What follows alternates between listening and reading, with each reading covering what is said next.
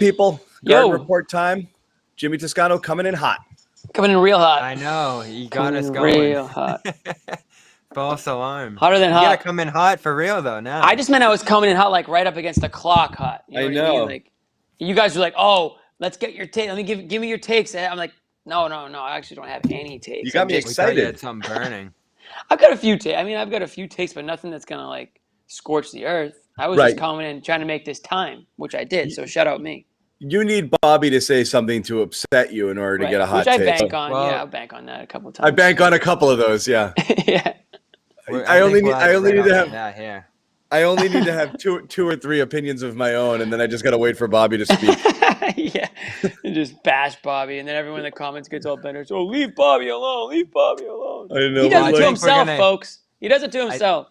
I think it's gonna be hot right out of the gate here, but we'll see. We'll see. I don't want to promise anything. Anything. Couple things we're gonna talk about for sure. Celtics and NBA training camps open up on Tuesday. Media day is Monday, so we get to see how awesome Rob looks. For one, and Tatum's muscles. We get to see that. Yeah. We get to see that. We haven't really seen Rob doing a whole lot, like in the social media game, right? Unless I've missed something. That can be good though. No, I'm fine with it. So it's going to be exciting. He might Yeah. I was waiting for that one report. I need a cold towel. No, all I wanted was one report with like, oh my God, right? Like Rob's been working out. He's doing the Rocky IV training in the friggin' mountains. Right. In Siberia, and he's just. We didn't quite get that. Instead we got chopping wood, right? Instead we got he's hoping to play 60 games this year. Maybe 60 sounds good. From Bobby's story. B minus. Yeah, I think that was a mistake, but. Yeah, we're hoping he can compete this year. Yeah. Put his best foot forward. Yeah. So we have that. So we'll talk about some camp questions. We're going to talk, of course, about we've got lists. We love lists. We're going to talk about finally top 100 lists. Well, now this is real. Like one way or the other. Starting next week, we've got actual stuff to talk about, which is going to be first chance to look Bobby's haircut. I just noticed. We're going to talk about that. What'd you get? A little tight fade? What do you got? You on there? Yeah. Oh, okay. That's really tight on the sides. Real tight. I need to actually get a haircut. Military grade. That's why I have my hat on. I need a haircut very badly. I like to be comfortable. You get that little feeling. You get to rub it. People like it's nice. You got to rub it. Yeah. I look like Shia LaBeouf and like Even Stevens with my hair right now. I'm just keeping the hat on. I'm trying to get a haircut next week. Trade Rob for Cat. Yeah, we're going to talk about Karl Anthony Towns' mysterious tweet. The Towns tweet. And the WTF. We'll excuse Joe Sway. He's at the White Lotus in Hawaii right now, doing who knows what with who knows who. He's a secretive guy. I gotta get the whole. He's been very quiet on the group. Yeah, and I'm just by myself. I'm just going to Hawaii. Okay. Yeah, nobody just goes to Hawaii. You know what I mean? Like, come on. We know what's up, Joe Sway. If you're watching right now, we know what's up. Somebody's out there. Yeah, no, it wouldn't be solo. Somebody in the mainland. Yeah, he's gonna show up to a beach bar by himself and just see what happens. Like, come on. And Professor Sherrod is grading papers. If he jumps in, that will be a treat. But in the meantime, you've got us. So we will definitely kick it, chop it up for a little bit and see what sticks here. But we will start with the latest Ben Simmons stuff, which is just almost funny to me. This is a classic case of like, you're not breaking up with me, I'm breaking up with you. Yeah. Like the Sixers. Oh, really? Yeah. Sixers you're breaking up with me? No. Yeah. The Sixers couldn't have made it more clear they want nothing to do with this guy.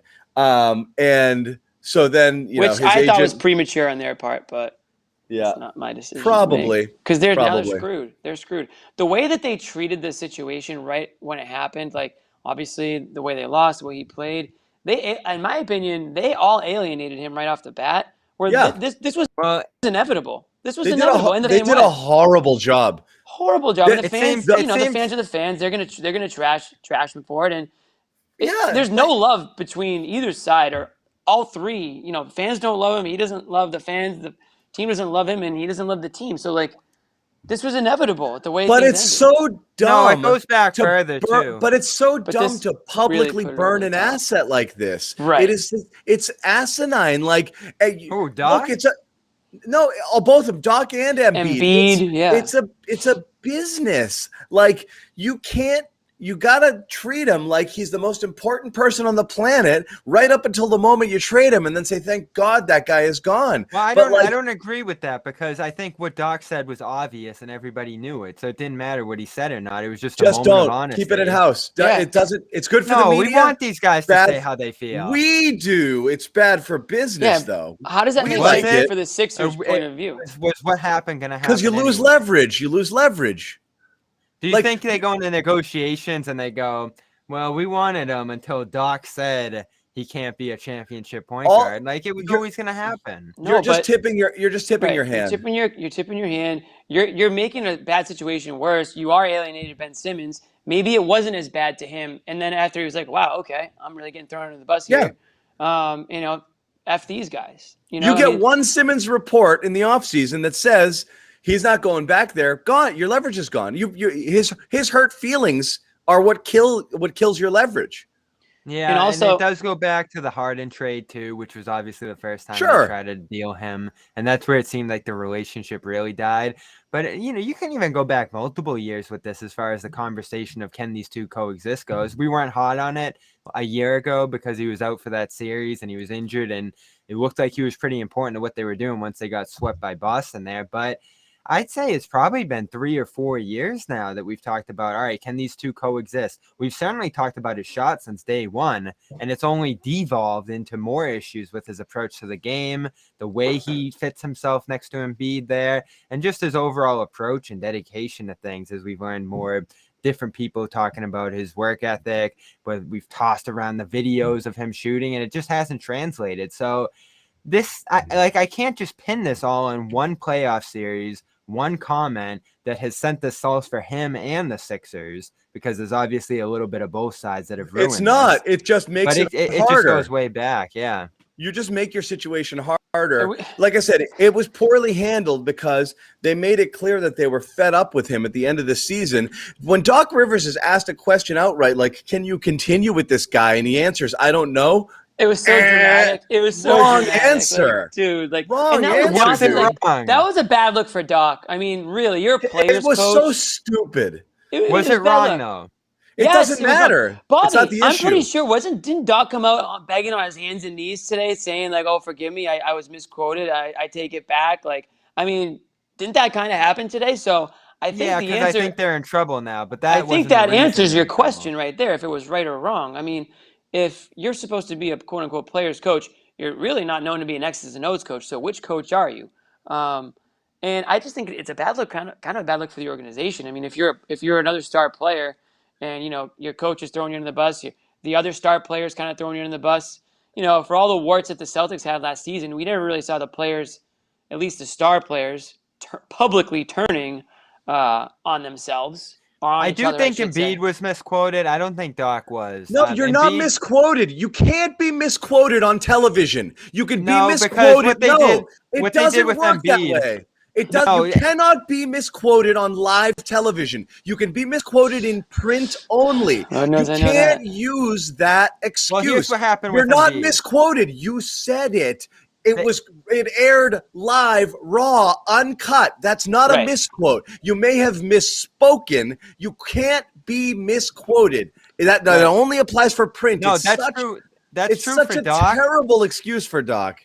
No, that's true. That's true for Doc. It wasn't true for Embiid because he went on this long tirade of all the reasons they lost, and one of them was Simmons passing up the dunk, and they packaged it together to make it look like he was saying that's not what happened either. Up on dunk, and everything went south from there. It's not what happened. He emphasized that point, but that was they said, where did it go wrong? He's like, well, to be honest, it happened right here. What was the turning point? He's like, well, when we passed up a layup. He said a bunch of other stuff too. But that was a single answer to a single question. What went wrong tonight? And he said, well, we passed up a layup. I think I thought Jimmy was frozen. I'm reading the quote. No, I'm reading Doc's quote today. I mean, basically, he was on a show today, and No, Trump. After this series, Rivers was credited with saying that he wasn't sure if the Sixers could win a title with Simmons at point guard. That's not what I said. Actually, Rivers interjected Wednesday. This is when narratives ... and this is what makes our jobs hard. I actually said when the guy asked, I'm not answering that stuff right now. I don't even know how to answer that. So what I was talking about was not answering the question. It had nothing to do with Ben. I don't know if any of that's true. That would be some crazy editing. I remember him saying, I remember him saying that. I don't know too. Yeah. But I wasn't there at the press conference, so.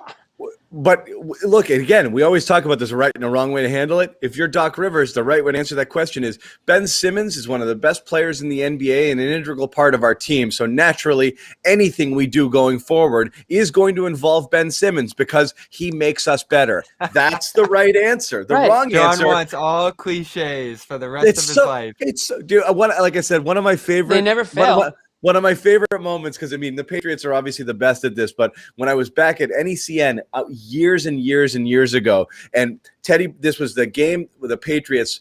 I think it was that playoff series where the Colts hadn't punted the whole time, and it was like, ooh, Peyton Manning.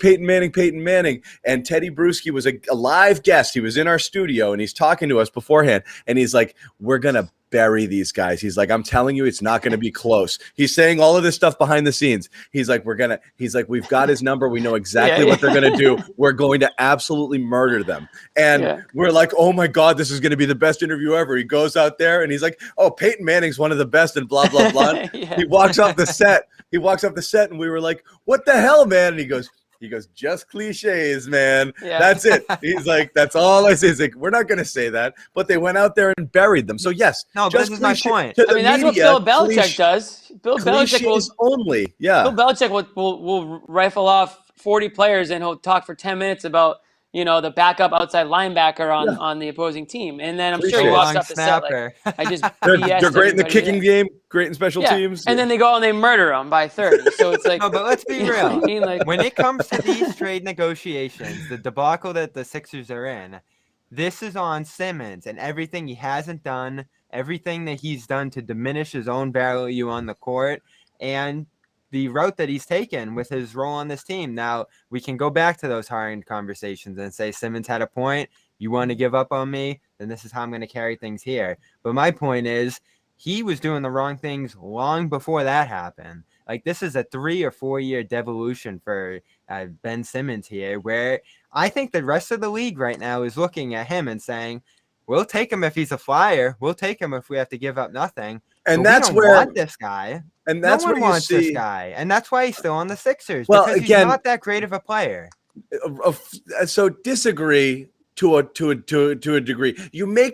You force me to to advocate for a player I don't love, but to say he's not that good a player, I think is incorrect. Don't you think someone would get him if he was a great player? No, because the contract is tough for a lot of teams because he doesn't do everything you need him to do. At the end of the day, maybe $42 million is the wrong price for a guy like that. If he was making Jaylen Brown money right now, the offers would be everywhere. I think the money is a big issue right now. He's making $42 million or whatever it is. And that's a huge issue. Huge issue. I think maybe, obviously a little bit attitude might be an issue. I think that's kind of leaking out now that, it's kind of been the story around him is that maybe he's not the most intense player. He doesn't maybe try the hardest out on the court or off the court. Maybe he's not super passionate about basketball the way some other guys are. I mean, all those things have been out there since he was in LSU and he couldn't hit free throws and everyone was questioning that stuff. So there's a lot of stuff that goes into it. But I think when you go back to when that playoff series ended,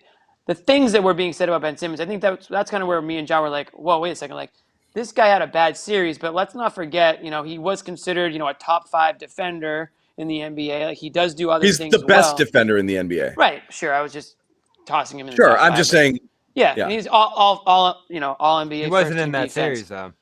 Sure. But everyone's thinking micro, and, like, that's just what we do sometimes. And I think what we were saying was, wait a second, he's still valuable in many other ways. Now, obviously, the contract's one thing, and I think opposing teams are just trying to chop the Sixers down a little bit on what they can get because they know that they've lost their leverage.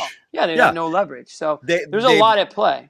They've tipped their hand, obviously, that they tried to get rid of him, both in the hard negotiations and by bashing him on the way out the door, or at the end of the playoff series. And they've upset him to the point that he's flat out said, "I'm not playing for no matter what." So now they have to trade him. You're in a terrible position if you're the Sixers. So all of the stuff they did by not coddling him and making him unhappy and making him tell the world he doesn't want to go back is what killed them, not his play. What killed their negotiating, their ability to negotiate now is that they alienated him and created a situation where he didn't want to be there anymore. Do they have to trade him?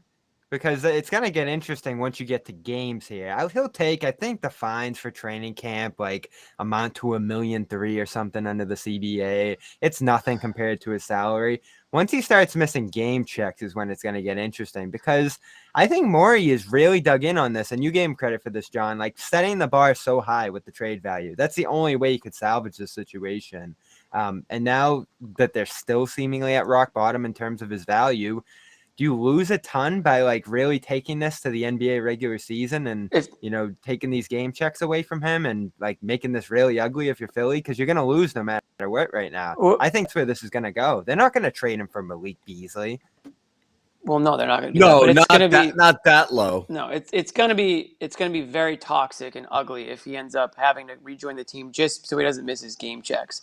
There's not going to be the cohesiveness. There's not going to be, the team unity. It's going to be like very awkward because they have stakes. The fans are going to boo. The fans are going to be on his ass the second he doesn't take a shot. So you know what I mean? Celtics fans. So like I think that's what me and John are saying. It's like there's really no other option but to trade him. So at some point, they might have to take a little bit less than what they would be able to. But I mean, Malik Beasley level. I mean, no offense to Malik Beasley's taking some ricochet shots here, but. No offense, that's not going to be the level of... No, like McCollum, I think, is the floor, I don't think the Blazers are going to trade McCollum. I'm just saying, I think a player like that is the floor. Yeah. I think all of these... Every offer you're seeing theoretically out there is kind of like... We've reached John Wall. Right, not the guys I really like. Like, you're talking about, like, even in Sacramento, it's like, not only is it not... but think about like Fox, and it's not Halliburton. You're going down to friggin' Buddy Hield and it's past Halliburton. Bagley, so like yeah. Well, the Sixers have and you're like, you're gonna take Bagley and Hield, like they're in the we could live without. It's these a salary guys. Dump. You take our bad money, we're gonna take your and Simmons at this point. It sounds crazy to say, but I think this is the position Philly's in. He's a bad contract. They're going to have to dump him. Houston doesn't want to trade picks for him. Yeah, you think they're going to have to add picks, right? Philly might have to add picks to get something back for him because his value is just that low relative to the contract. So, like, every offer you're seeing now is kind of like that third-level guy, like Brogdon from Indy. Like, everything is like, But don't you guys see why I lost my mind when we were talking Jaylen Brown? I mean, we're talking about John Wall, Malik Beasley, CJ McCollum's a great player, and they're not going to trade him for him. But like, we're getting low here. Once again, we're talking about skill. I think we're comparing skill players, and if you look at what each player does well, if you look at where they are in the rankings right now, all these rankings are coming out. They're very comparable. Sorry. Again, that's what I mean is like, I know fans like to yell and scream and like, oh my God, I would know he's so much better than this guy. Panels of experts around the league, personnel people who are polled, GM people over and over and over again. Every time you're talking about where does Ben Simmons rate as a player, it's usually higher than Jaylen Brown up until this year. So it's not, I'm saying it wasn't insane. I would never trade them. I don't like Simmons. I like Jaylen's game much better. Jaylen's contract is incredible. I would never, if I were the Celtics. Again, it was just simple pushback against, oh God, I wouldn't even trade him for smart talk, which was like, come on, guys. What Bobby said, by the way. Yeah, we've got to recognize that he still does a lot of things at an elite level. I just don't like him. But here's the thing about the expert panels. I don't like him. I don't like that he can't shoot. I don't like that he refuses to get better. I don't like a million things about him. But like, when he does well, he does really well. But he has elite trades. Yeah, and that was true in the past, Jimmy. And I think what makes it so difficult to trade for him now is we saw him hit rock bottom, 34% from the line, unable to defend on the perimeter against a Young on switches and stuff like that, not taking shots in the fourth. Like what amounted to one of the worst playoff series we've ever seen from a star. you look at that and you ask, can he bounce back from that at all? Or is that like going to be the end problem? Of him here? The problem that he has yet to, at any point in time, address, the only thing that's holding him back as a player is the thing that kind of, makes you doubt if it'll ever happen. However, with Rondo, it did happen eventually. But that's Rondo. How much did Rondo make in his prime? I'm saying Rondo was the most frustrating player because he could do everything so well. And it was literally a choice with him, whether I'm going to try tonight to either do everything or play defense, whether I feel like passing to this guy or not, or if I feel like even spending 10 seconds working on my jump shot in the offseason. All of these things were like, it was there if he wanted it. And with Simmons, for a person to be as athletic as he is, to not be able to get a passable jumper and to just swallow his ego and accept, I'm going to be a below average shooter because that's the best I can be, but at least I'll shoot some. I don't know what it is, the fact that he just refuses, if it's ego, shame, whatever, but like, just be as good as Marcus Smart, who's a 38% free throw shooter in his life and a 33% three-point shooter.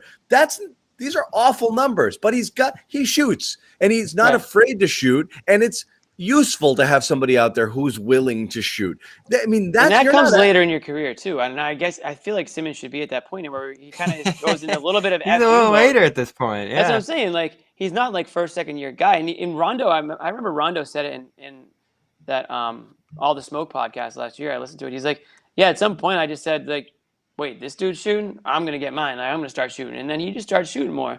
And the more he shot, the less times you were like, don't shoot. So who knows with Ben Simmons? I mean, he might start shooting and everyone might be like, all right, we get it. You suck at shooting. Stop shooting. Maybe you won't harp on him as much as shoot. Maybe you can get into some of the stuff that he does well again. And you won't have to hear about, he won't shoot. He won't shoot anymore.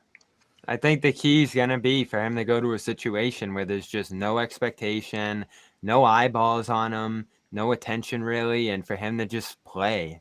They don't worry about playoff games, winning a championship. Those you kind of questions. You keep saying that, but like I said, wild.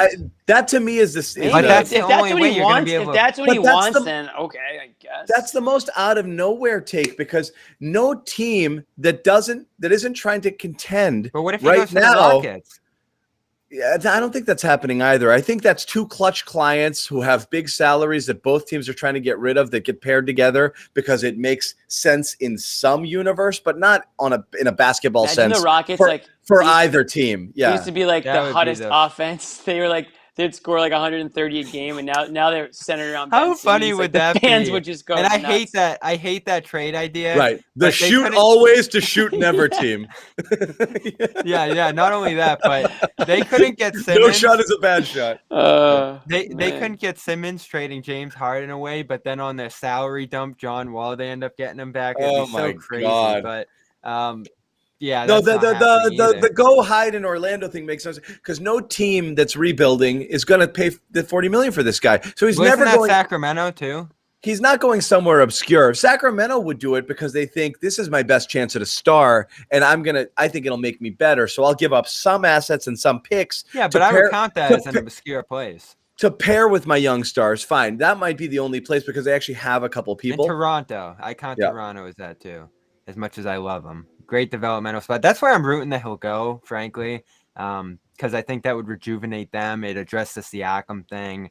I just don't know if Philly would be all that interested in Siakam, given where his value's at, because this thing for Philly is probably going to turn into a bit of a, all right, let's get the best assets we can for Simmons that we can actually flip into things we need now, because it's just so clear that they're not going to get what they need to contend right now in this trade outright, because it's just so limited. And this is like, it is a money thing. I think money's at the top of the list, but right there with it to me is the fact that these teams look at it. All right, we got to bench him in crunch time. Maybe he's not going to shoot. We can't pair him with the center. There's people in the playoffs. There's people on the floor at all times that aren't great free throw shooters that you don't bench. Like I said, Simmons' many teams, he'd be one of multiple. And I hear like I'm saying Simmons' numbers are the same across the board that they've always been. He didn't all of a sudden become a guy that you have to bench in crunch time. Him not being a great free throw shooter is a problem for sure, but he's about 60%, like I said, for his career. That's where he was last year. He just had an abysmal playoffs. It's not ideal, and yes, he should get that number up to 70. I don't think that's beyond the realm of possibility. I also don't understand if you can shoot a free throw, how you can't shoot a jumper. But anyway, it just makes no sense to me. Like if he was shooting free throws underhanded, I'd be like, okay, I get why he doesn't take jumpers. But like you're doing it.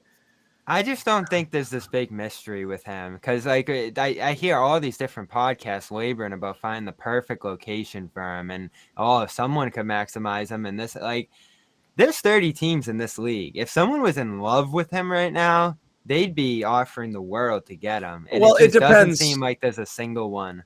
It depends what you view him as. If you view him as kind of like a 4, and reinvent it, and you've got a point guard, and you have other things, and you have spacing and shooting, does he? But isn't this what you said there? About Smart? You're like, oh, you can't go in on a guy because he does a little bit of everything, and he really hasn't had to do one thing in his career. It's the same thing. No, it's not, because like I said, Ben Simmons is legitimately elite at multiple things, and so he has that. He has elite athleticism, speed, transition, defense, and ball handling, playmaking. He does things at an extremely high level on a lot of things. Having him on the court for the most part is beneficial to your team. He does positive things all over the court, okay, at a very high level. He just can't freaking shoot. That's it. That's that. And so it's a bad thing. It's a shooter's league. It's a big thing. The one thing that's kind of important. And it's not that he can't shoot. It's he won't shoot. Like I said, Marcus Smart can't shoot, but he shoots. Ben Simmons won't shoot. That's his problem. What other sports? Maybe Ben Simmons is better at a different sport. I mean, if he can't shoot, that's the real. KOC every other thing with he's the wrong good hand, at, right? Yeah. Every other thing he's good at, you can probably apply to, like, I don't know, soccer, football.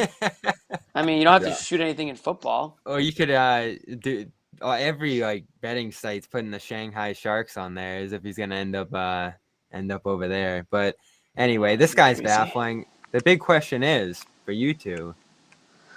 The Celtics have been mentioned. Interested, maybe? It doesn't make sense. There's no way you take on that salary. You're not moving Jalen or Jason for him. There's nothing else you can move unless you cleared every other player out. And even then, I just don't see that. It makes no sense. It makes no sense on any level for the Celtics. No Jalen, Jimmy? No, never. No.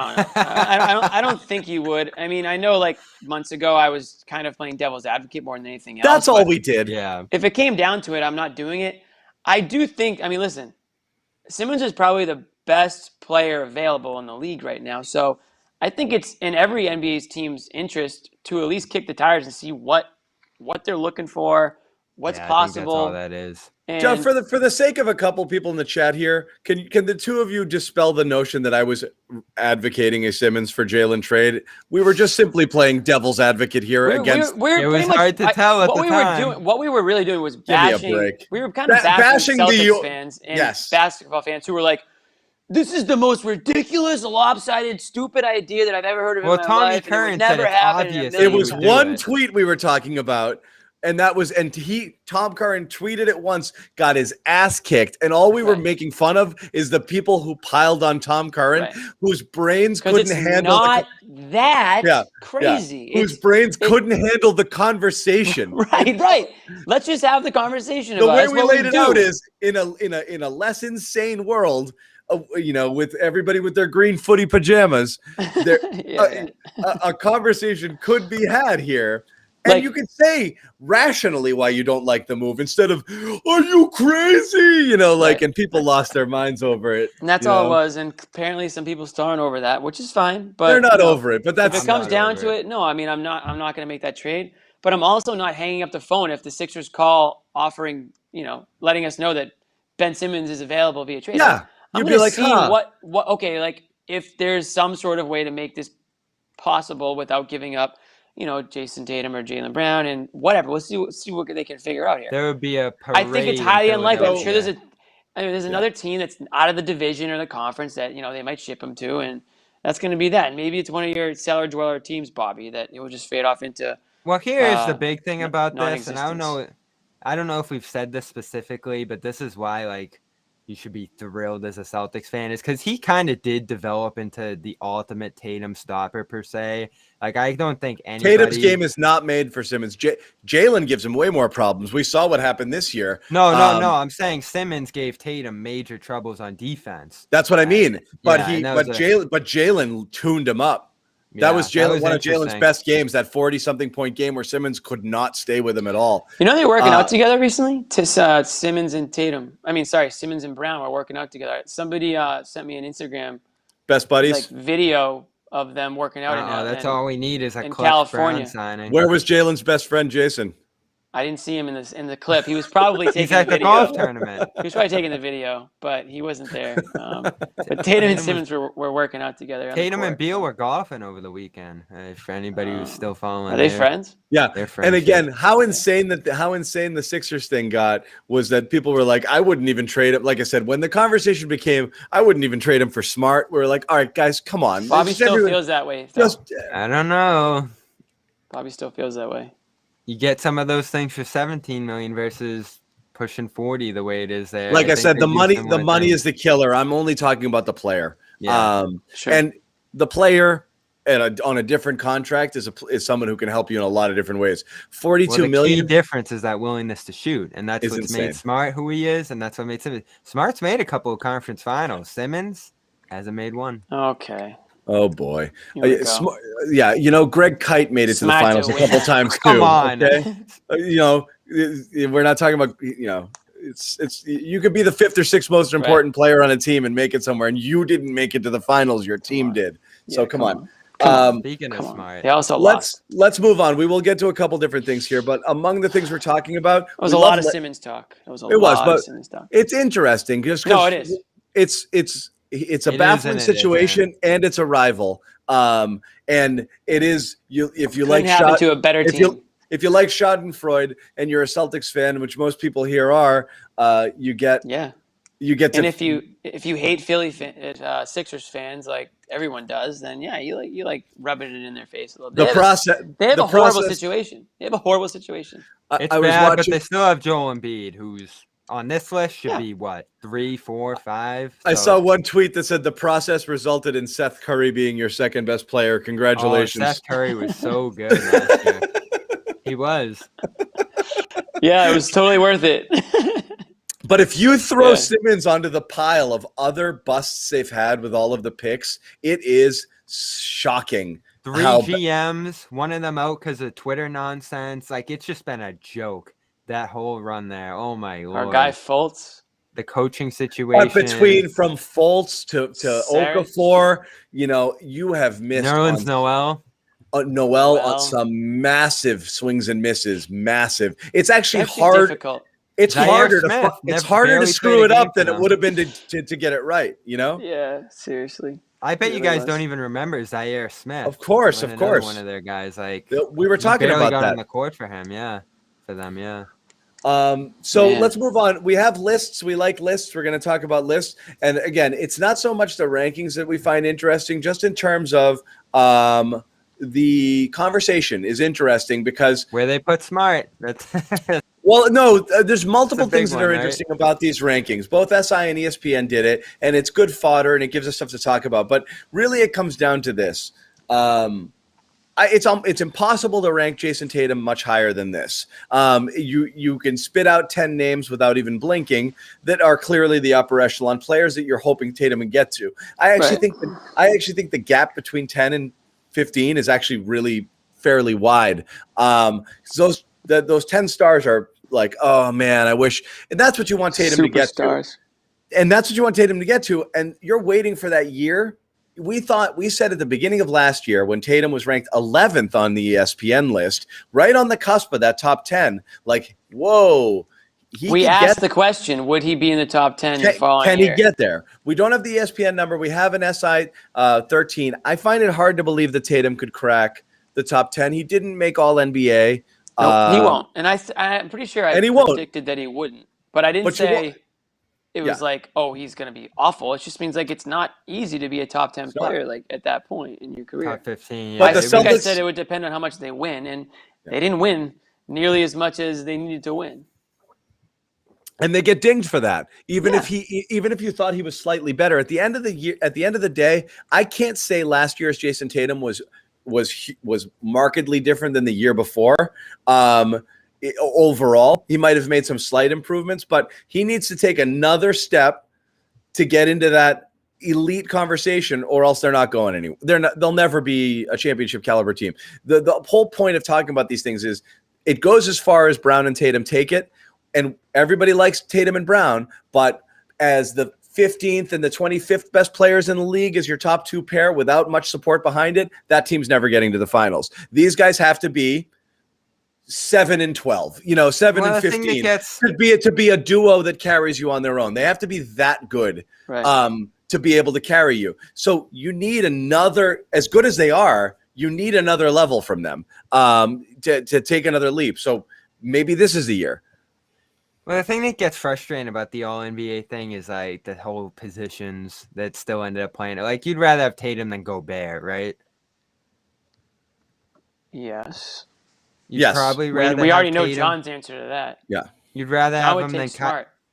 You'd rather have him than Kyrie, I think. Yeah. What's your point?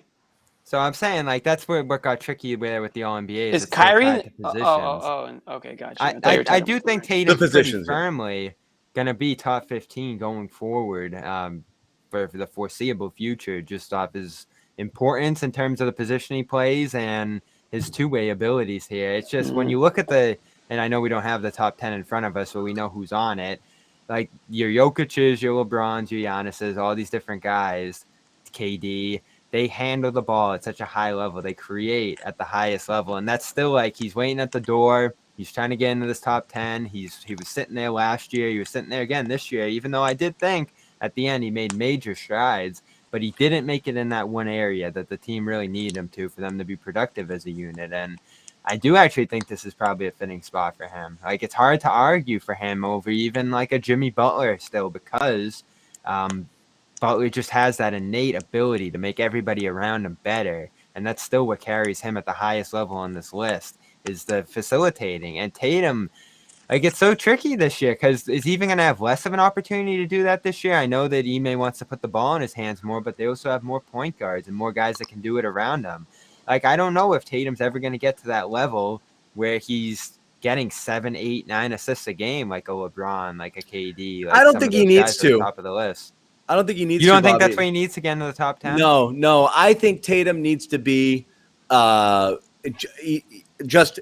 10% better at all the things he already does really well. He just has to. Yeah, I just think he can do that next year. That's all I think. I think Tatum has 10% to be. 10% is not a little number when you're doing what he's already doing.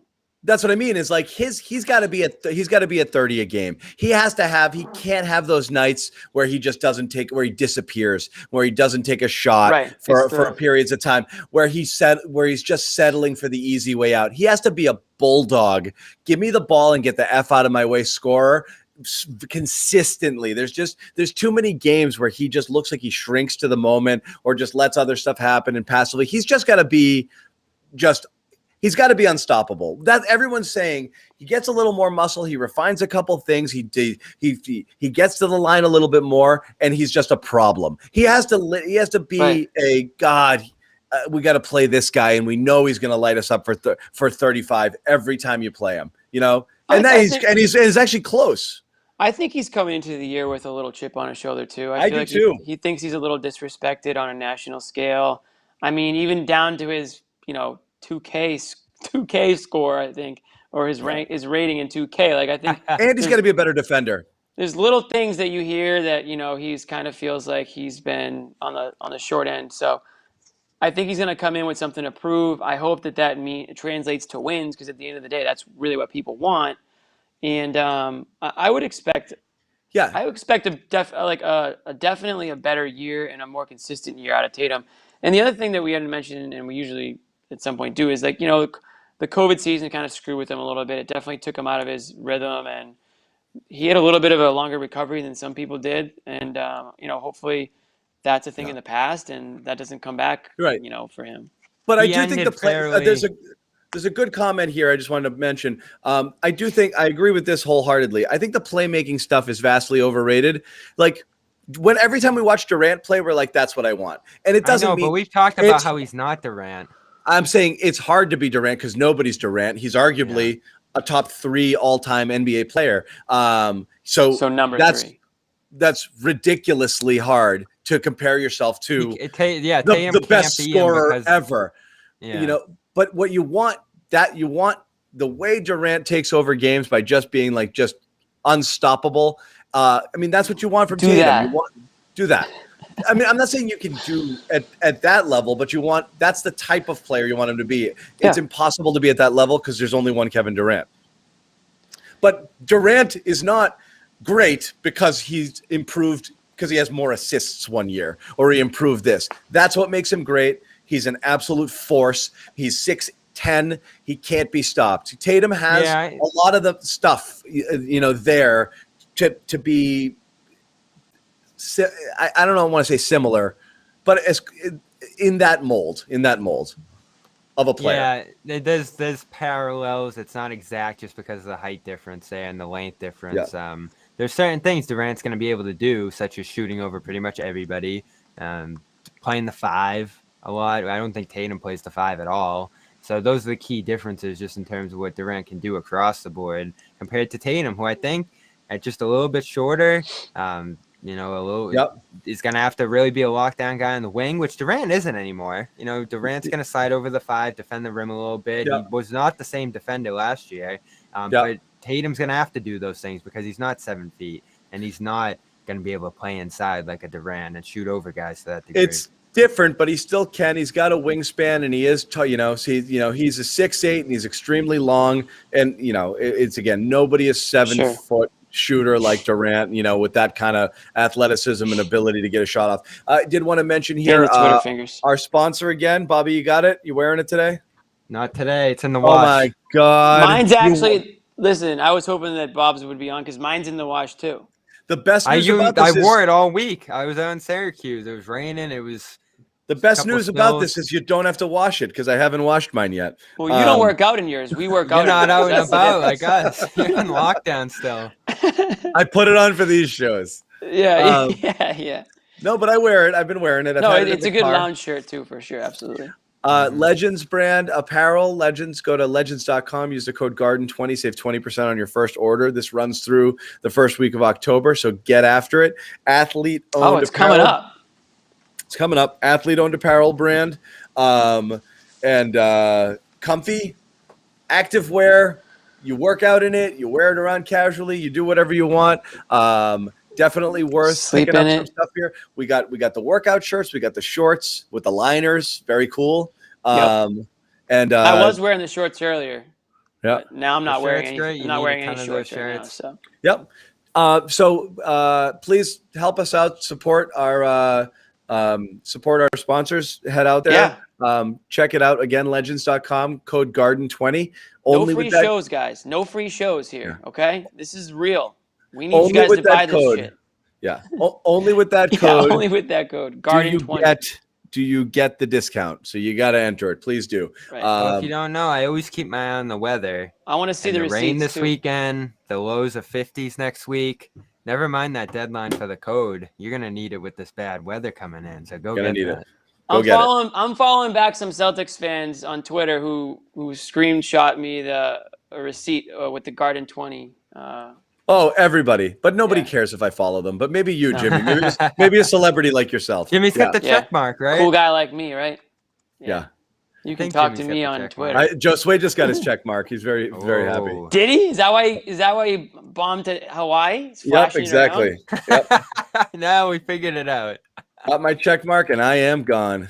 The check mark used to be cool. He's late. He's late to the game. It's not even cool anymore. It's not even cool. Now there's something like secret behind the scenes. I'll sell my check mark to somebody interested. Send me an offer. So moving off of Tatum, Jaylen Brown inched up the list a little bit. He's 27 on both ESPN and SI top 100 list, which at first reaction, Bobby was like, wait a second, that's low. I think it's about right. I think you can argue a few spots in either direction, but this is kind of the tier I think that Jaylen Brown still resides in, it's the median. which is a great tier. It's all-star level. He obviously didn't really get all NBA votes. So again, there's a lot of people that you're kind of swimming with in these waters, and this is kind of where he is. And again, each year he's gotten better. Year after year, he kind of keeps climbing up this list a little bit farther. I think he was in the 30s last year.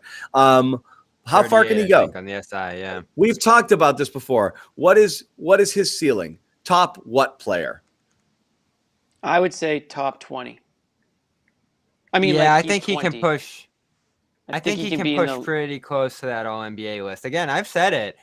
He's not that far behind Tatum. I mean, Tatum does have that edge on him. He's got that elite scoring ability that pushes him closer to that top 10 range. There's a difference, just though. In terms of all-around game, and certainly Brown's defense, it really went bad last year in that regard, but if he can become a lockdown defender like Kawhi, the way we imagined his ceiling being back then, that definitely gets him closer to that top 15 range back then. Again, I think he can pass Jimmy Butler in the next year easily. If Towns never becomes a defender, I could see Brown becoming a much more valuable player than Towns. So I don't think, like, we'll never see him in that range of, like, all right, is he one of the best players, a franchise cornerstone, like those top 10, top 12, 13, 14 can be. But we see guys on this All-NBA list who I don't think are championship centerpieces. Is Jimmy Butler going to be a centerpiece on a championship team? Like, he's really, really good, but I don't know if he gets you quite there. Same goes for Rudy Gobert. Brown, I think in time can become a little closer to that. I hesitate to say that he'll be like the number one on a team that's contending for a championship, but exactly, the position and that's he why plays, we put him in the 20th range. This is a pretty good comment on Tatum here by Francisco. This is kind of like in the eye test thing. Why I struggle to put Tatum any higher than he is, or why to value him more than we do, is there's too many games where he's, like I said, almost disappears. You know, how many first halves does he put up like a goose egg? And so, like, at the end of the day, the numbers will look good, but overall, you wonder how much of an impact he had on. He needs to have an impact, like a high level impact on more games. There's too many where he disappears for entire halves or this or that, or just has how many times did he have a shooting game so bad we were like, wow, is this the worst game he's played? There was like 5 of those last year. There's just too many of those. You just want to see fewer. You want to see even if the lows weren't as low, the overall would be so much better. I think that's a huge thing for him, is he has to avoid those games where it's like, he was awful tonight, you know? And I know every star has us from time to time, but he had a ton last year where we started the shows where like Tatum was awful. Well, I think we've been pretty much like we've called that out many times on this show. I think that was our biggest gripe was the inconsistencies, the slow starts, like the fact that the Celtics are not good enough to go 2 quarters without Jason Tatum contributing in some capacity. They weren't, yeah. And then they would make that late third, fourth quarter charge and then come up short, right? So they would lose respectably in the final score, but in reality, they were out of the game midway through early on in the second quarter, let's say. So that was the biggest problem that anyone watching this show, and I would imagine most Celtics fans who watch the team, that is their biggest problem with Jason Tatum. I would say on a national scale, people might not be as keen to that, but certainly if you followed the Celtics last season, that has to be your biggest gripe. I like this comment too. We talked about it a bit. I think a show ago, maybe 2 shows ago, that we're talking about mid-range I think mid-range is making a comeback. I do think analytics I'm not boomer sitting here saying analytics are bad. It makes perfect sense why threes are good and shots at the rim are good, but you are clipping people's wings a little bit in terms of letting things flow naturally. Tatum's gotten stuck in between they tell me they want me to shoot more threes thing. And I think part of that reason is why he disappears from time to time. Is like, can I just go to work? And whatever happens. And, but we've lost our mind at too many mid-rangers too with him. We have. And again, it's a matter of being overly reliant. A lot of times I think his goal is to set a guy up for a step back, whereas his goal should be, if I can beat this guy off the dribble, I'm taking it. But if he's giving me space, I'm pulling up, and just do the dance, like you're supposed to feel out the defender. Not Tatum in his early years as a scorer, I think, had too many predetermined moves. He knew exactly what he was going to do and was doing it regardless of how the defense was playing him, and it resulted in some ugly contested shots. I think sometimes he kind of goes back to that, which is like, this is all me setting up for the step back. That's all I'm doing here, and I've decided it now.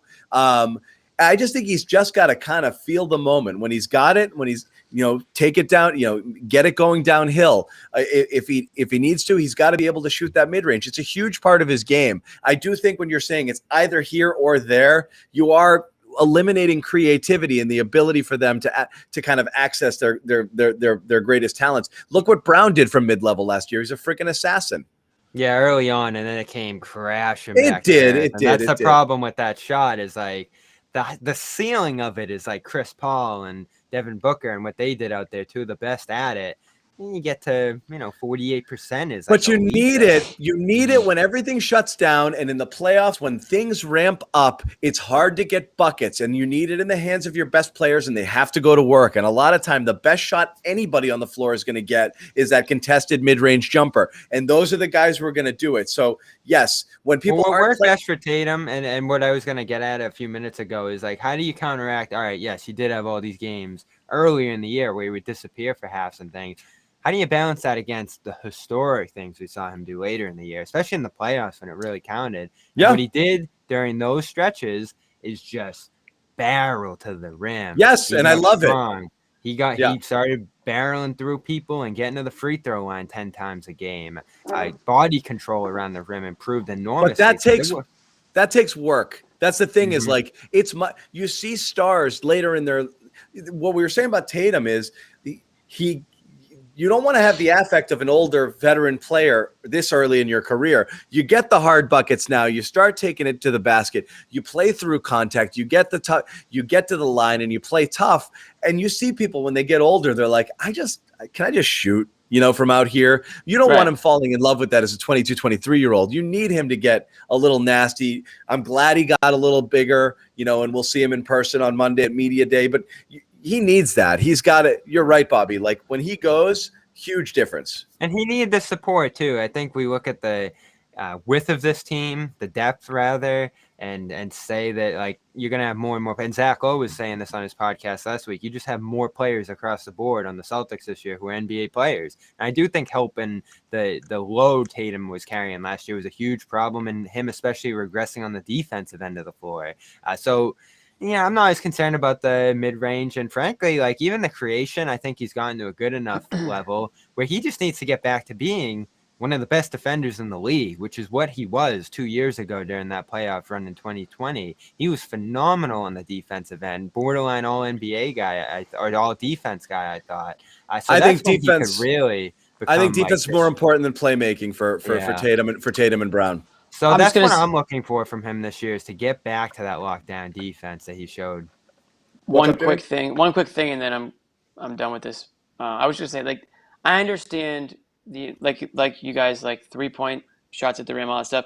I think that's more for like the less talented players in the league. Like I feel like if you're a top 10, 15, 20 player, you should have free reign to just get your shot wherever it is in the court with the idea go do basketball. It's going to go in. Yeah, I mean, if Tatum's taking a mid-range or if anyone in this, whoever, name a star, Giannis, whoever is taking a step-back jumper and it's a 15-footer, I'm not saying, but remember how he played it's a low in percentage shot, you dummy. Like, I mean, if these guys are the best players in the world, let them shoot wherever the hell they feel comfortable shooting.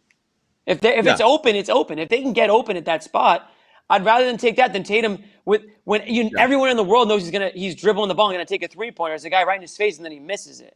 Yeah. So I'd rather you work for your shot elsewhere. You just don't want to be over-reliant on one thing versus the other. That goes for anything. But you're right. It's a good point you make, Jimmy. Like, it is, right. You don't want Semi Ojeleye, Exactly. I was going to say contested pull-ups, right. Go stand in the corner, shoot your 37%, and be thankful and that's for why the you're on the opportunity. court and play defense. That's a 3-and-D guy. Or not, Jason Tatum is not a 3-and-D guy. You know what I mean? Yeah. So, they should be able to – here you go. Here are the keys to the entire court. Talking about the Bucks X Factor next year. I know. I am. Who else did they sign? They signed another. Oh, Waters. Tremont Waters. Yeah. A couple of X Factors now. Speaking of more ways than one. 3-and-D. Do we want to talk about Smart's ranking on this list? Why? Yes, I do. So glad that you asked. So then the last guy, and always the most polarizing. All right, first I want to say two things. Who's ready for 25 minutes? I'm not doing it. So these are the only three guys on the. So what I will say is this. No, Rob Williams. Rob was a snub. Rob snubbed both lists. Right. Listed as like the first man out on the SI list. What I will say is this lacks foresight. Both of these lists are projections into the top 100 players for the season because a rookie made the ESPN list. So for everyone to be so dumb and not recognize Robert Williams' greatness. I mean, Jesus, the last thing you saw from him was blocking 70 shots against the Nets, on one leg. Like you can't project forward a little. And again, this all has to revolve around health. This has to revolve around health. It has to revolve around health because it doesn't make any sense that you would not consider Rob Williams a person about to take a leap. Yeah, you'd like to cut some guys who are definitively on the downturn, your Porzingises and such. Yeah, Rob probably should. Porzingis keeps making it way too high. Give me a break. You know who didn't make the list last year? Julius Randle. And he's like 40 now. Yeah, so you can make those types of leaps. So just because Robert Williams was shunned by the national media doesn't mean that they're in for a little bit of an awakening. This is the last year of Rob Williams' existence on planet Earth that he doesn't make one of these lists. Ivica Zubac, I think, was on both lists. The Clippers center there. That's just crazy. This is the last year that Rob inhabits planet Earth that he's not on one of these lists. Just remember, we liked Rob before it was cool. Before it was fashionable. Before it was cool, yeah. Before everybody started doing it. Doris Burke was hot on it early on. She was. She loved the time. Doris, I can't take my eyes off this guy, Easy, Doris. No, but she was like, but he is. He's captivating. You're like, watch this guy. He does these crazy things like all the time, That screenshot Greeny posted the other day from the Spurs game where his head's dunk. 10 feet over the rim. He's looking down on the rim and he's dunking it almost like this. Like he's churning butter. It's literally like that. Yeah. It's unbelievable. Yeah. They had that infographic because his hand was up by the top of the backboard on one of those dunks. I think that was against the Pelicans. He just had a few of these iconic games early in his career, but it's just like Tatum. And it's way more concrete than Tatum in this sense. How many empty games are you gonna have? And empty games as in you don't play at all. In Rob's sense, that game's played for him. We see the incentives, we see his personal goal. There's no way that he can just keep flashing and have these amazing games. 10 great games. They're 9-3 in his starts when he's playing a tiny percentage of the season. He's never gonna get into the top 100 if that's the kind of player he is here. So he's got to have that 70. I think that's what we said last week, right? 70 games played would be money for him, and it literally would. He'd make $400,000 on that. Yeah. And they got Valanciunas at 94. I mean, he's not bad. He's a good rebounder, but he was really good last year. I'll take Rob though. Yeah. All right. Now let's get everybody mad. So the list comes out, and the SI list comes out first, and Marcus Smart is 60, and I'm thinking, wow. That's kind of high. And then the ESPN list comes out, and Marcus Smart is 49. However, to be fair, he slipped 12 spots on the ESPN ranking, even though their explanation was he's the same guy, but he got dinged for the team's success, being a little bit older, whatever. Maybe the team defense not being as solid as it was last year and being hurt. He missed 20-something games with the calf, and that was why he got dinged. It's still 49. I'll let you guys go. I'll go. I mean, really good players. There's a lot of really good players that Smart is in front of right now. I'm not going to sit here and just bash Marcus Smart, but I think that a lot of his value is what he brings to the team, and not so much what he does on the court. Sometimes, especially with the way he kind of gets into a shooter happy mode at times and kind of can shoot you out of games. I think the defense, I think everyone would agree the defense took a bit of a step back last year. I think even Marcus Smart might even agree with that. Part conditioning, part injury. Yeah, sure. Do I think he's a very, very good, solid player and a contributor on an NBA team? Absolutely. I think 49. To say that he's in the top 50 might be a little high for me. I think that he's probably closer to like maybe 75 or something like that. Just putting this entire game together. And I know he's a strong defender overall, and I know that he's a good leader and all those things that we talk about ad nauseum, especially Celtics fans love to talk about. But when you look at some of the players around him on that list, I think skill-wise they might have an edge. Yeah, that's just what I'm going to say about this. That. Is why Sherrod's not on the Garden Report tonight. He knew we were going to talk about Marcus Smart, and he's like, I'm not going to be dragged down with these guys. You can't be on the Garden Report, period, if you're not ready for that. I mean, it's like we're like 10 years running here, Marcus Smart Network. It's interesting, and the ESPN list, and I obviously went deeper on the SI one.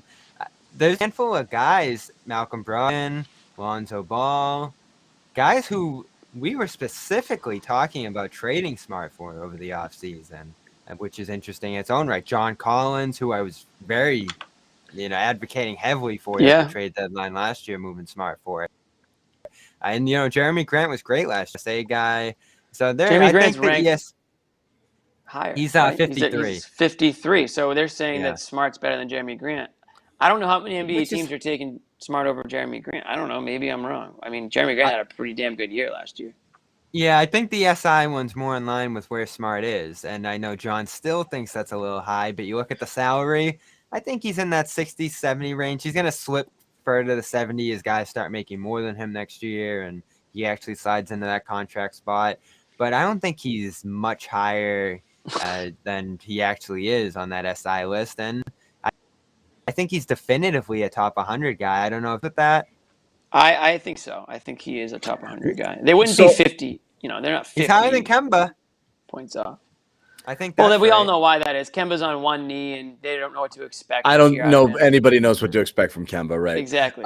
With Marcus Smart, you kind of know what to expect, unless what Ime Udoka was saying is true, is that they're expecting Marcus Smart to sort of change the way he plays. I'm going to ask this because this is where I get stuck on it. I'm not going to there are 30 NBA teams. For Marcus Smart to be the 49th player, that would mean he's good enough to be the second best player on like a dozen teams, which does not compute.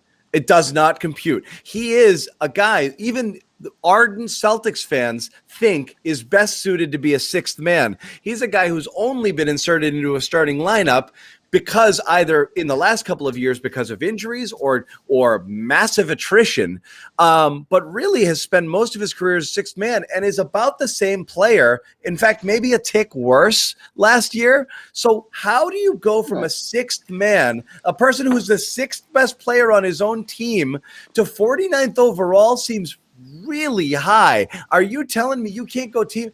There's not two. At the very least, there's not at least two players better on almost every team, and in some cases, three. Someone just said Tristan Thompson's top 400. But yeah, so that's why 49 is. You're talking about Marcus Smart would be the second best player on any team right now. Is that true?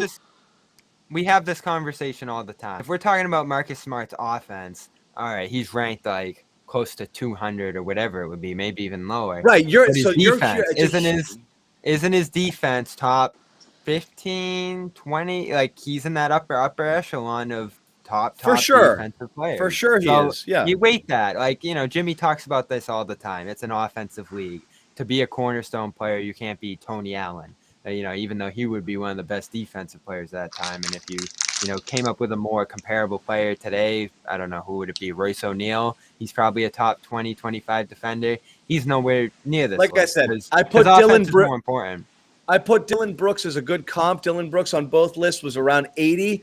This is a guy who can score, is also a very tenacious defender, a spark plug energy type guy. He's a very good smart comp who's a little younger, more athletic, and a little bit better offensively. And he's somewhere in the 80s or so. So I think Marcus Smart is closer to that.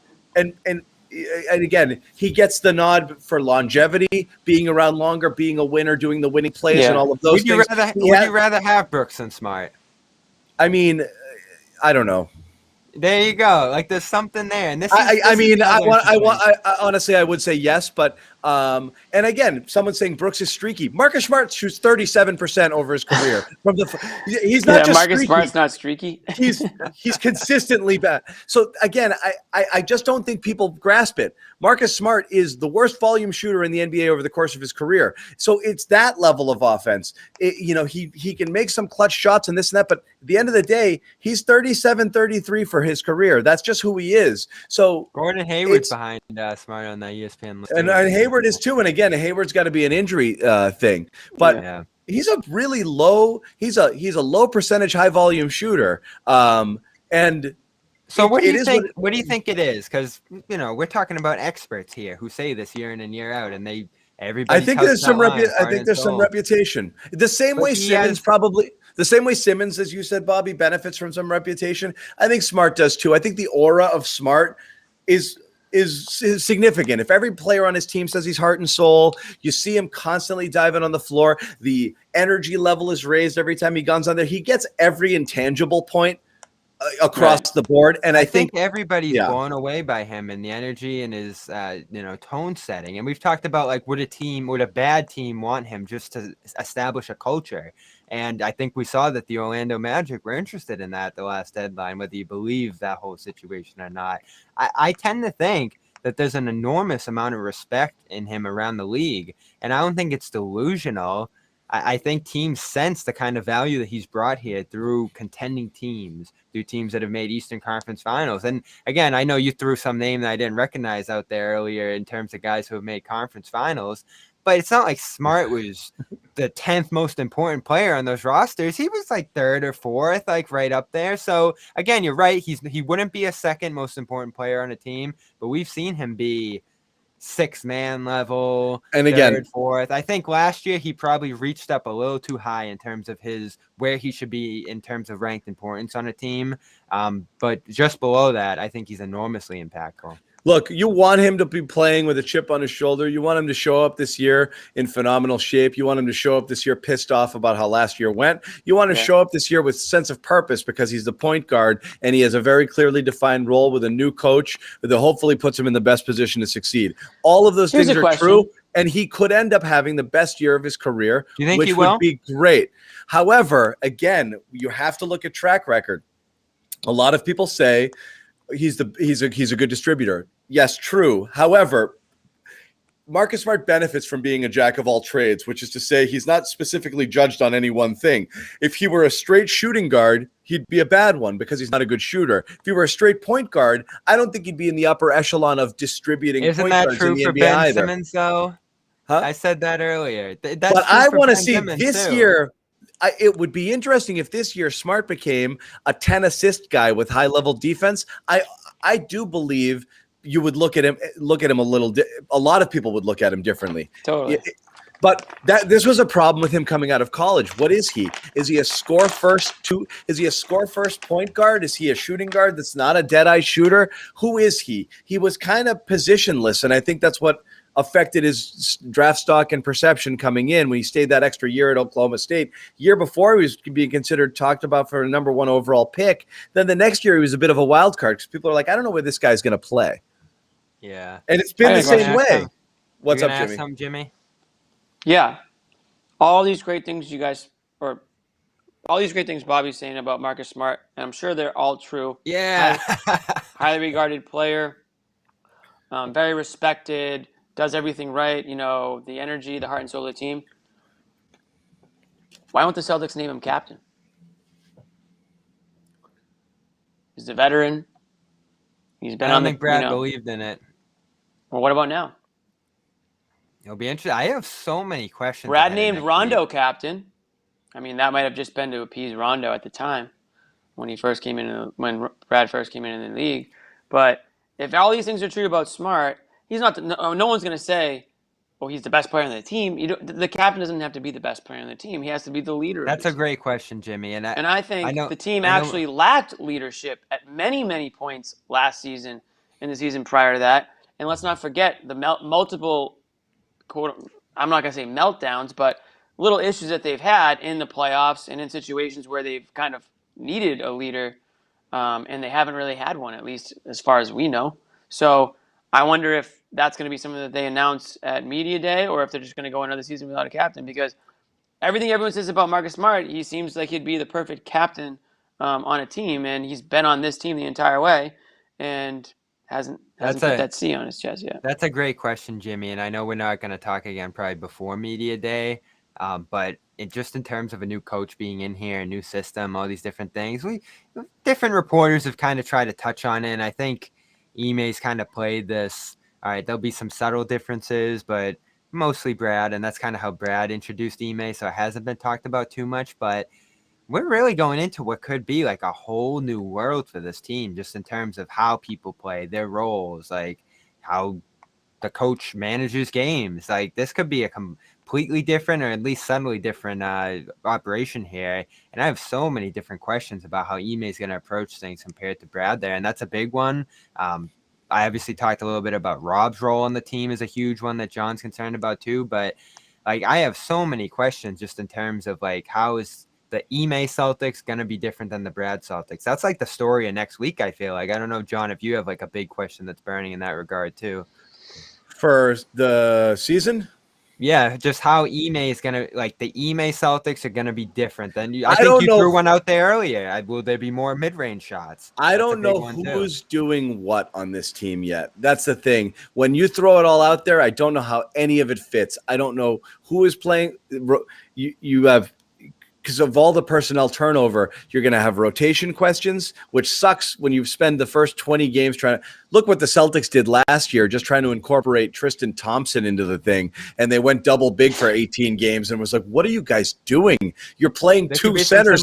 You're playing your second and third best centers together. Like it's like, what's wrong with you, right? It was the whole, those were dark days.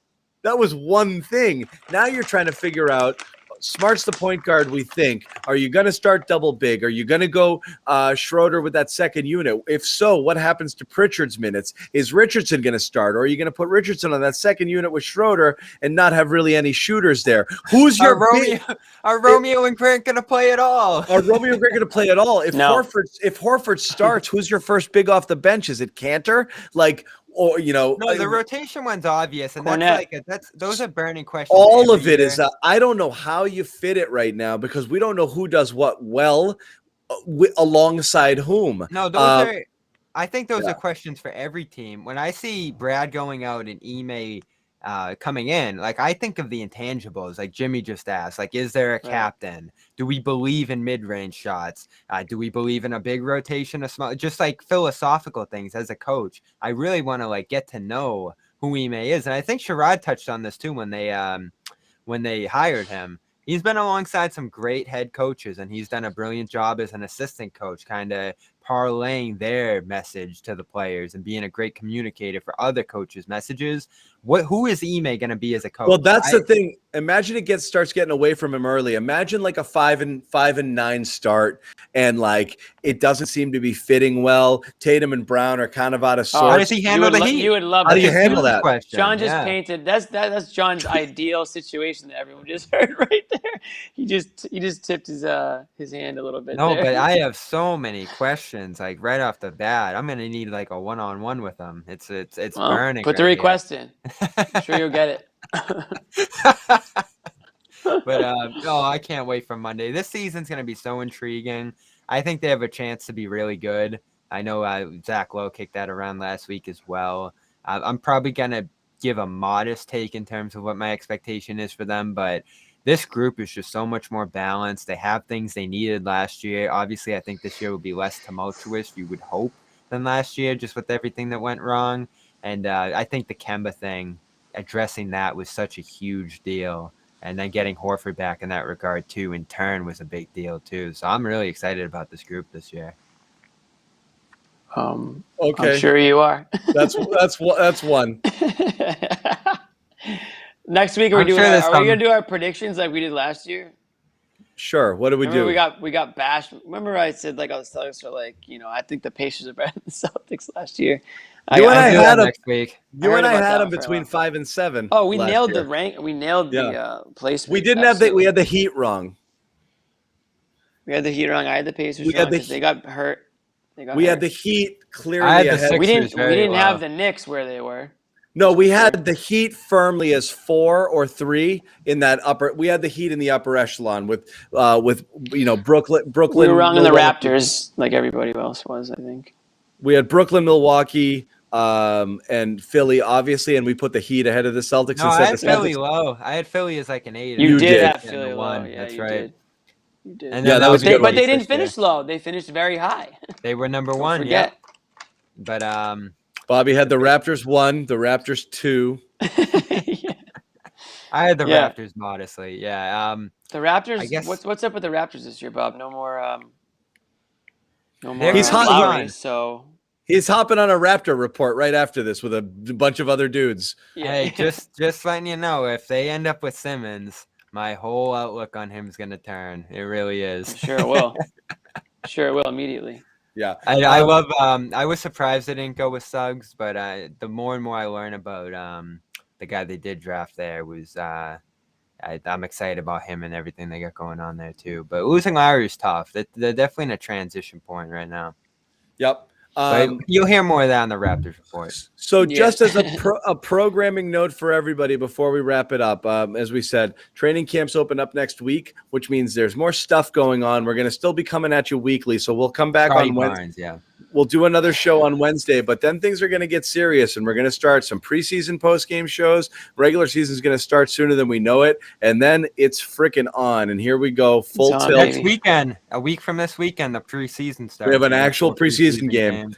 So we're back, baby. I'm not even ready around. See ya. Next weekend? Next weekend. We're gonna have to get the schedule. I've got a list of the schedule, dude. I've got Dudley ready to go. I've got Chris. We need to work on our schedule. I hear we're doing some Spaces stuff. Maybe we will be taking our chat soon. That's an announcement TBD, but we do want to hear from you guys again. We miss you. So we are going to rest in peace, locker room. Rest in peace. Here's the as far as we preseason know, schedule. It doesn't exist anymore. A week from Monday, Jimmy. Fortunately for you, not next weekend. A week from Monday, so just after next weekend's the Magic. Good. Then see you that the John's Raptors, Magic scares Heat. into us, and I didn't. Bobby said it. I was off by a day. A week from Monday. Okay, yeah. I'll be home for that.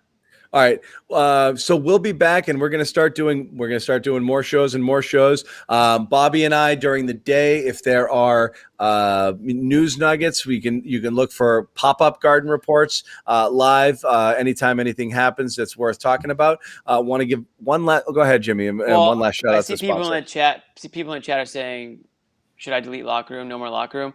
I just said rest in peace locker room because locker room was bought out by Spotify Green Room and is now Spotify Green Room. So it's a little different now. I don't know if we're going to be using it. That's not my decision. That's up to John to tell us later. But I will say that I just miss locker room. That's all I'm going to say. Can I say this too? Yeah. Unrelated. I am all in on the Red Sox. I'm going to be at Fenway all the time. I love this team, and they're getting hot at the right time. The whole one-game playoff run, you're going to be in for that? I am locked in and beyond. Yeah. I do not like Tampa, but we'll see where this goes. I like this team a lot. Okay. I couldn't tell you anything about the Sox. Couldn't care less. Very quick, Schwarber's got two bombs tonight. I know that. There's going to be 7 straight wins tonight, right?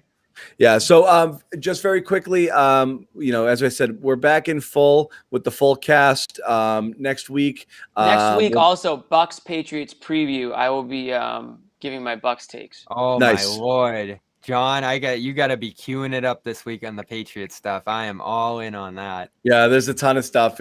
If you don't subscribe already, I imagine a lot of you guys are also Patriots fans. Make sure you follow us over on the Patriots YouTube channel and Patriots CLNS, where got a ton of stuff going all the time. I used to be a Patriots fan.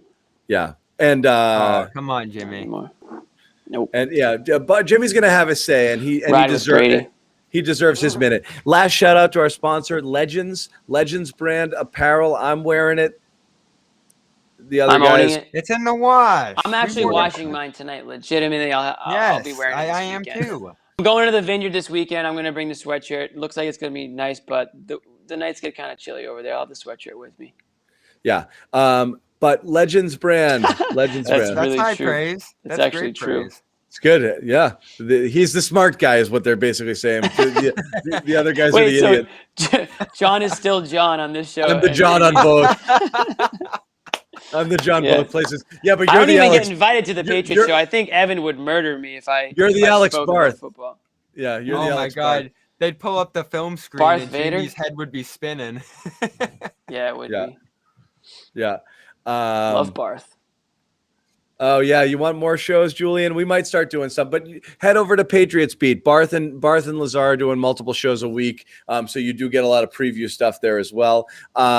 Guys, thank you everybody for joining. It's always a treat to have you guys out here hanging out with us. And like I said, it's going to start getting interesting soon. So I'm psyched, to see more people fill in the room and more stuff to talk about. We've obviously had a little, lull in the action. So this is great. Yep. Legends.com, code Garden20. Go get some of this stuff. Help support our sponsors. It gives us an opportunity to do more of these shows, which is what we want to do. Bring more interesting people on the shows. If you're tired of me, I get it. Totally. Joe Sway, hey, all of your Legends purchases sent Joe Sway to Hawaii, which was pretty cool. Yeah, we let him use the funds for that week of purchases. Yeah, but it's Patriots Press Pass for the guys on the Patriots stuff. I see some people asking about it. And you guys go on right after the games too, like we do for Celtics games. You guys go on the games right when the game ends. Yeah, we do our Patriots post games as well. So that stuff is always good. But all of that stuff, Julian, thank you, buddy. We will see you guys. Pat stuff this weekend. We'll have another Garden Report coming up next week. But until then. Media Day. Monday, we'll have reports from there. Oh, I can't wait to overreact to everything for Media Day. Yeah. We will. Good. But I want to see Rob. Show me Rob. Is he alive? Is he doing well? John's not allowed to go to actual Media Day because we think he's going to embarrass us and scream out Rob's name when we get there. So he'll be watching. Rob. Bob going to be there? Who? Bobby? We're working on it. Yeah. We're getting we're getting the specs for how things are going to run there. So we're going to wrap it up, guys. We'll see you soon. Thanks everybody for hanging out. Peace.